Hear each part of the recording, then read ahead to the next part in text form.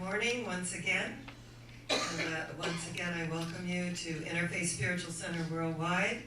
And we are not here by chance. We are here by divine appointment.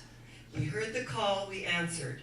And there is that still small voice within us, guiding and directing us every single day of our lives. So this morning, as we look at the third Sunday of the year of our Lord 2017, that we're 22 days into this brand new year. Here's the paints, here's the brushes. You paint a life and in you go. And if there's something there that you no longer relate to, you paint it out. And you put what you want into your canvas of life. This is what I love about our way of life. We have the freedom to choose. And I believe the moment of enlightenment is the moment that we know we have a choice. And when we get it that we have this choice, we make higher choices. Why would we ever make a choice that no longer serves us once we have the awareness? We know that the dominant brain cell pattern of our thoughts comes up and we kind of sink into a lower vibratory frequency at times, but that's uncomfortable. We've outgrown it. It's not something that calls to us any longer. So this morning's topic is the key to being a powerful person. And I loved Dr. Eckhart Tolle's The Power of Now. It's one of my Bibles. And his whole thesis is that when we are present and we are engaged, that is our true power. Because remember, the future is what? It's not here. The past is already done with. We have this present moment to live, love, express, to weep the tears that we need to weep, to laugh the laughter that is bubbling up and out in waves of light. We are all subject to the human condition. We're not saying that we're not, but we begin to make higher choices. We begin to see at a vista and overlook the valleys in a way that we have never looked at them before. With new eyes, blessed are they who have eyes that see, who have ears that hear. The still small voice guiding and directing us every single day of our lives. And I love the real life stories. And this is part of our way of life, is that our daily life is our temple and our religion. It's not just coming on Sunday and Wednesday night. It's about our daily life, putting these universal laws in practice so that we can live from those energies. That when things come up in our lives, we don't give our power away. We're not at the effect of it. And if we are for a moment, we know the difference. So, sometimes you have to set the timer for 2 minutes and stomp and scream and do whatever you do. And when the timer's done, okay, that's the past. This is now. And we get on a solution level. Is there anything I can do? And if so, what is it that I can do? And one of the real life stories that I love is a young woman from New Zealand. And she was from a very abusive childhood. And she said her grandmother was like the sea of love. And she would speak softly. And everything in her house was just wonderful. There were flowers and there were beautiful views out the window in New Zealand. And she adored her grandmother. And she was in the corporate world in New Zealand. And if you recall, New Zealand had quite an earthquake. And there were people that lost their lives, and there was a lot, as it always is in these kinds of tragic situations that come up. And it got her attention. So she thought, what is it that I really want to do? She said, I came so close to having a whole building fall on me. What is it that I really want to do? And I thought of my grandmother, and her love and her energy and her kindness and compassion. So she went to an elder home, and she decided that she would work with elders. And she knew that as we move on in life, that we still need to keep moving. We still need to keep the brain active. So she at first started an exercise class. It was just amazing getting everybody up, because she said a lot of people look at old people and say, oh, I'll do it for you. Oh, just stay right where you are. They need to get up and out and get the energy moving. I was very aware of that. And so I wouldn't do that. And I got him up and I thought, I'm going to teach him some dance steps. In fact, she was a real devotee of hip hop. So she started teaching them these, kind of hip-hop movements and putting hip-hop music on. And they started, even though some of them were very resistant because they didn't relate to the music, which many of us do not. However, it got them up, it got them moving, got the energy flowing. And she started teaching them a dance routine and named them the hip operations, because there were so many hip replacements. A lot of hip operations here, right? And her group was age 71 to 96. And she had them all up, and there were some in wheelchairs, and they were sitting there doing the hand movements and doing the whole thing, and they got pretty good. So she called Hollywood, California to say, I think we want to take our group to Las Vegas and do our routine with our dance troupe, the hip operations. And this man named Howard, he said, well, this sounds fascinating. Can you send me a video clip? And she said, we sure can. So they sent a video clip. By this time, they're getting pretty good. And there was a lot of resistance. And then they did these special little cameo profiles. One woman, her name was Mamie Thompson, 94 years young. And she talked about her life and how, she said, I love children. And she said, and they all have these wonderful English accents. When I married this man, I didn't know he didn't like children. And she said, we'd had our 5th child. And I said, you haven't looked at the baby. And he said, what I want you to know is I'm leaving you. And so she said, I was left with 5 children, 5 years and under. And she said, it was very, very difficult. And I had to go to work, and I had, have people come in. But when the youngest was 5 years old, I began working at their elementary school. And then when they were just about grown, I began working for world peace. I began going everywhere, working for world peace. She said it was the time of the Vietnam War. There was a lot going on. And we raised our banners for peace. We marched for peace. And she had a girlfriend who was 92 and that used to march with her. And she said, and I got to thinking, if I was still married to that man, I wouldn't have nearly the freedom that I have. So in all, it was a good thing that he left.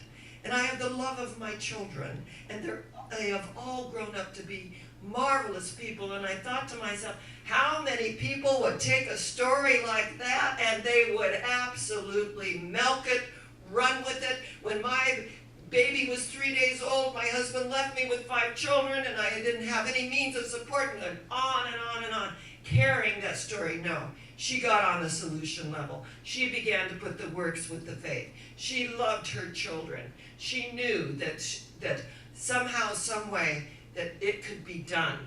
And she put it in place. Another woman was interviewed, her name was Winnie. And she said in the 40s that she discovered she had breast cancer. Now, we know we take our lumps in life, that the lump in our oatmeal is quite different from a lump in the physical body.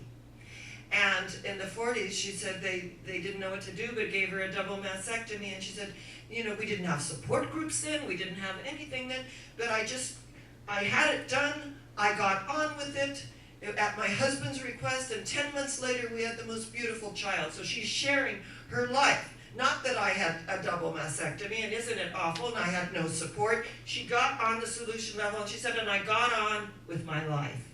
So we have things come up, and we're not all doing the hip-hop oration, but we're living our lives one moment at a time.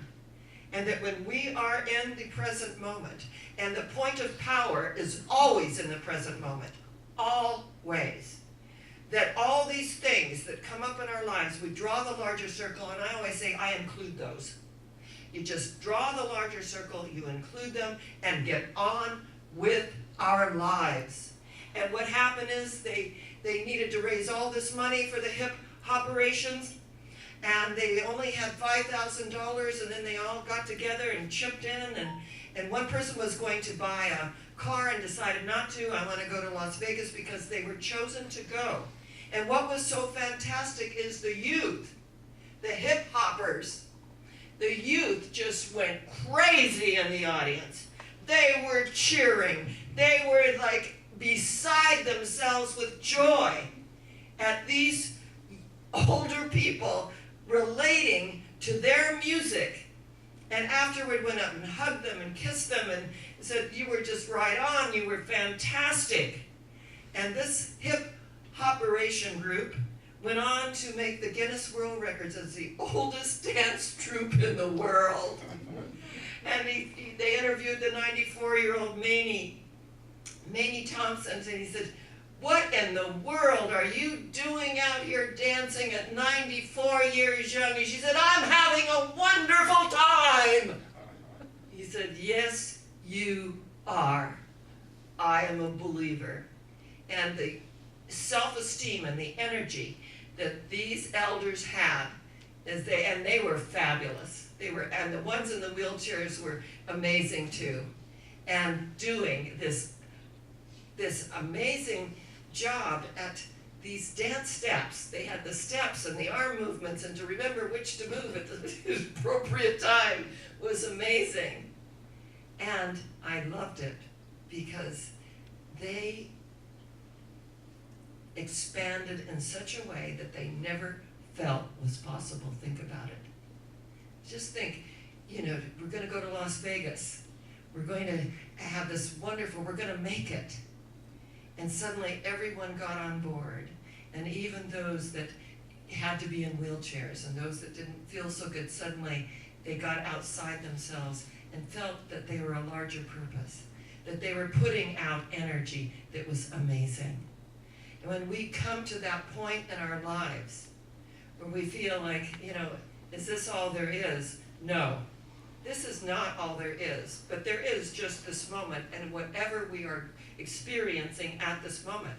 I remember one of my students was telling me about a documentary where a young woman lost her mother, and one of their favorite things to do together was to make cupcakes.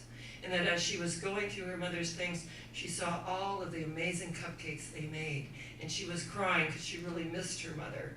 And no one was coming to see her because she was really shut down from this loss. And then all of a sudden she got in the kitchen, she started making cupcakes. She made beautiful ones with sprinkles. She made happy face cupcakes. She made cupcakes that looked like bunny rabbits. She made cupcakes that looked like raccoons. And she made 101 cupcakes and went around to the neighborhood. And she gave a dozen to each family in the neighborhood, even people that she didn't even know. And suddenly her doors started knocking and people wanted to help with crating up her mother's things and getting them off to certain charities. And there she had like a whole house filled with company, and they had a barbecue, and they came together out of her grief. And what did Joseph say? Out of evil cometh good. Out of this experience comes the good stuff. The stuff that I want to really wrap my arms around and have an experience of. That we could really give our power away to the things outside of us. But the point of power is where? Always in the present moment. This moment in time. And when Jesus, who became the Christ, he was so clear on it.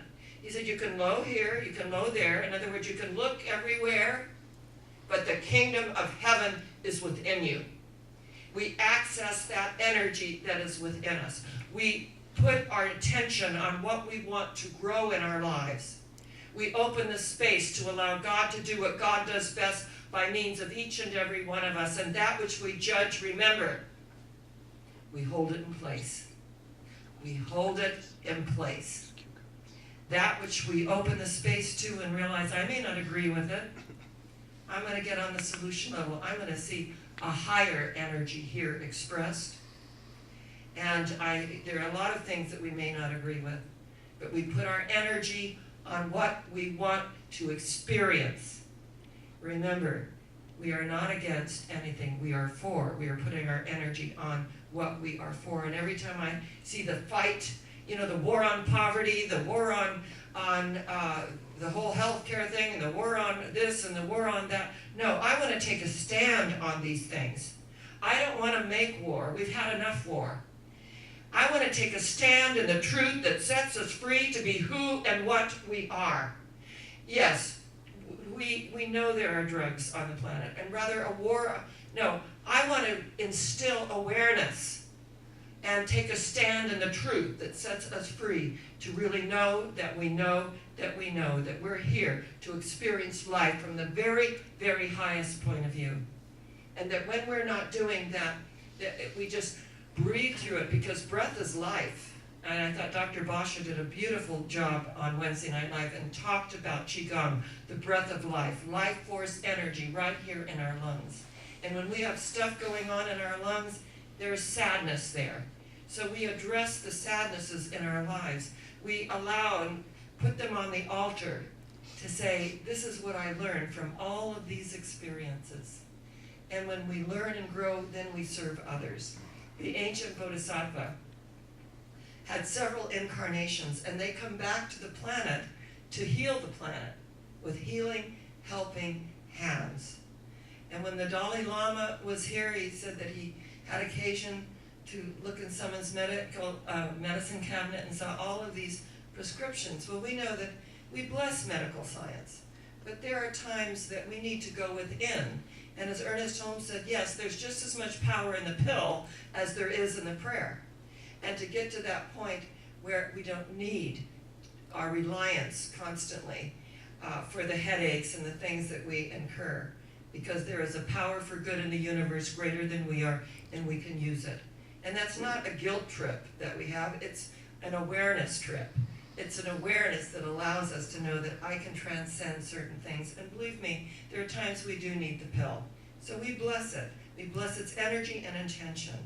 And then we open the space to allow God to do what God does best by means of us. So this morning, as we come together to look at our true power, to know that here a 94-year-old can go to Las Vegas, and after being left with 5 children and a newborn baby as the youngest, and can transform her life and transmute that energy and work for world peace and to work for the good of the world at large. When we look at those things, those opportunities, those are amazing. And here we are in our everyday experience. We're insulated. I want our viewing audience to know we are insulated here in Palm Springs.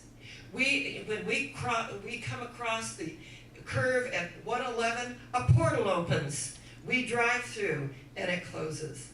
And those that are supposed to be here are here. We love it. We give thanks for it every single day of our lives. And those that aren't, what happens? The desert just spits them out, and they have to go back from whence they came. We either love it here or we hate it. I've noticed there's no in-between. It's really fascinating how that works. So when we've made our peace with the past, and when we acknowledge together where we are going, a portal opens. We move through it, and where do we go? Higher yet. Where? Higher yet. Where? Higher yet. And so it is.